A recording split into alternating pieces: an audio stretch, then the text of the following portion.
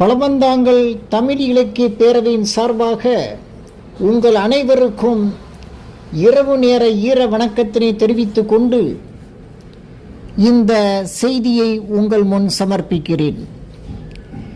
காஷ்மீர் பாகிஸ்தானுக்கு போகாமல் தடுத்தவர் யார்?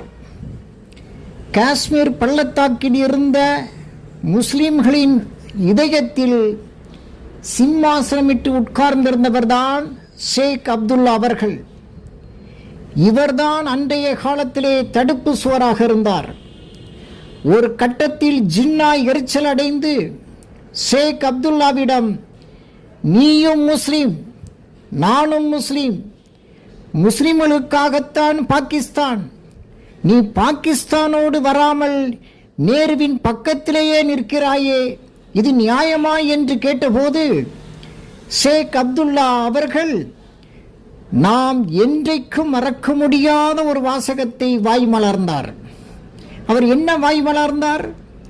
ஷேக் அப்துல்லா சொன்னார், I have a religion in common with Jinnah, but I have a dream in common with Nehru.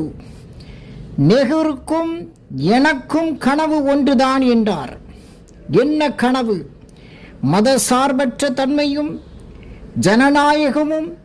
நேருவின் கனவு அதுதான், என்னுடைய கனவும் அதுதான் என்றார்.